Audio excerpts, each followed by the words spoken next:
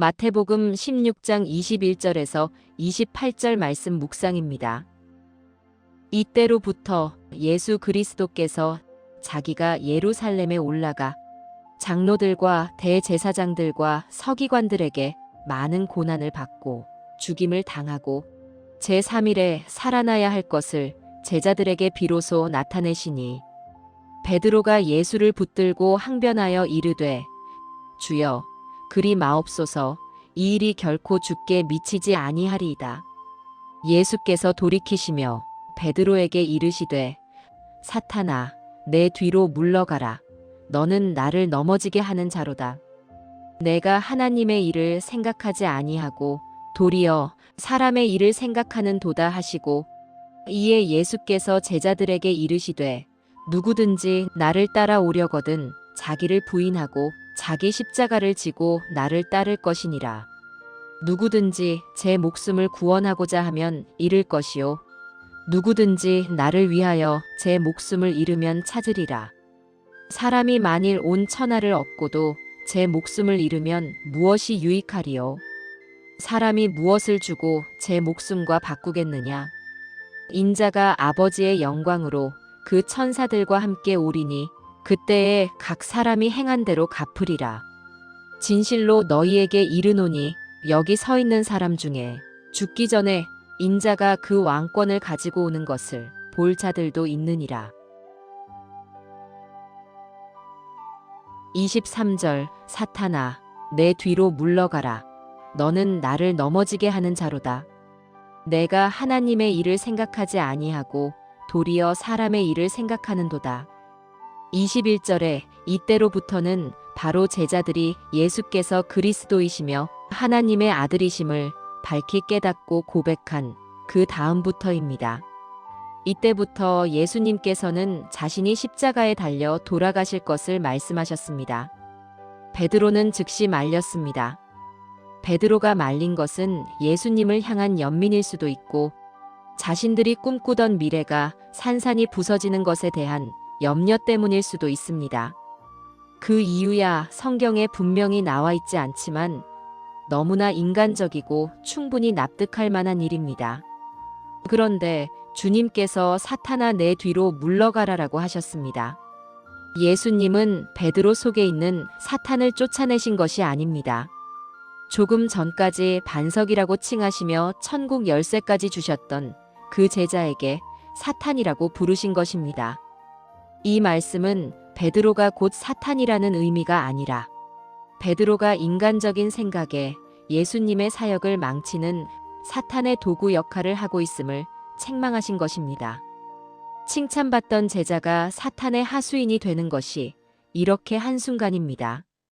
우리가 제법 그럴싸한 일을 해서 우쭐대고 있을 때가 가장 넘어지기 쉬운 때입니다. 가장 훌륭한 일을 했다고 자만에 빠져 있을 때 자기 생각대로 함부로 하기 쉬우며 사탄의 앞잡이 노릇을 할 수 있음을 유의해야 합니다.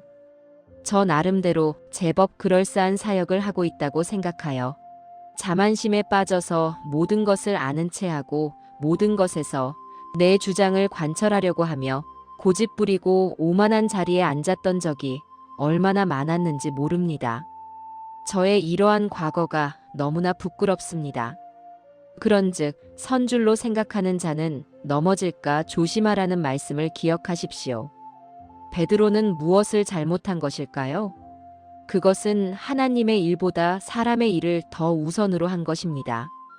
이것은 우리가 무수히 범하는 잘못이기도 합니다. 가령 인간적인 따뜻한 권면이 오히려 악영향을 끼치는 경우가 있습니다. 예를 들어 죄 때문에 근심에 쌓여 한탄하는 사람에게 회개를 권하지 않고 위로만 전하는 어리석음이 그렇습니다.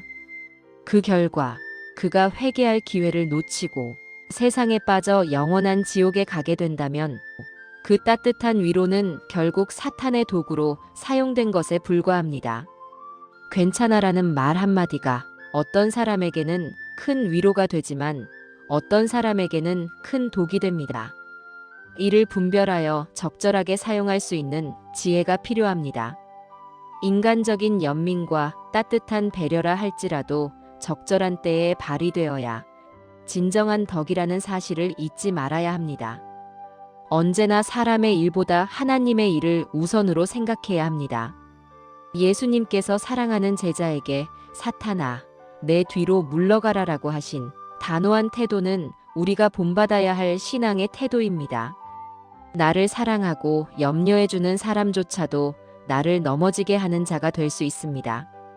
그의 따뜻한 권면이 나에게 치명적일 수도 있습니다. 그럴 때 유혹에 넘어가지 않고 단호하게 뿌리치며 하나님의 뜻을 분별하여 따르는 것이 참으로 훌륭한 신앙인의 모습입니다. 24절 이에 예수께서 제자들에게 이르시되 누구든지 나를 따라 오려거든 자기를 부인하고 자기 십자가를 지고 나를 따를 것이니라. 자기를 부인한다는 것은 무엇일까요? 진정한 자기 부인은 자신이 죄인임을 인정하는 것입니다. 죄인이라면 자신이 기준이 되면 안 됩니다. 지금까지 자기가 기준이었다면 이제부터는 그리스도의 말씀이 기준이 되고 그리스도께서 기준이 되는 삶을 살기로 하는 것입니다. 사람들은 하나님의 일에 많은 수고를 하면 그것이 자기 십자가를 지고 주님을 따르는 것이라고 착각합니다. 아닙니다. 많은 사람들이 주님을 사랑하기 때문이 아니라 다른 사람들에게 인정받기 위해 또는 자신의 유익을 얻기 위해서 일하는 경우가 많습니다. 헌신으로 포장되어 있지만 실상은 자기 자랑과 자기 영광을 추구하는 것이 대부분입니다. 또는 삶 속에 당하는 고난을 십자가라고 생각하는 사람도 있습니다. 바울은 평생 난치병을 앓았지만 그것을 십자가로 생각하지 않았습니다. 바울에게 십자가를 지는 삶이란 내가 주인된 삶이 아니라 하나님의 아들이 주인이 되셔서 그를 믿는 믿음 안에서 살아가는 것이었습니다. 그러므로 더는 자기 영광을 구하지 말고 사람들에게 인정받으려고 애쓰지 말고 자기 자랑에 빠지지도 말며 오직 겸손하게 하나님으로부터의 칭찬만을 기다리고 그리스도를 높이는 삶을 살려고 하십시오. 주님, 제가 주님의 단호함을 갖게 해주시기를 기도합니다. 인간적인 감정에 빠져서 하나님의 뜻을 그르치는 일이 없게 해주십시오. 또한 진정한 자기 부인이 무엇인지 알게 해주시고 저의 십자가를 기꺼이 지고 주님을 따르게 해주십시오. 예수님 이름으로 기도합니다. 아멘.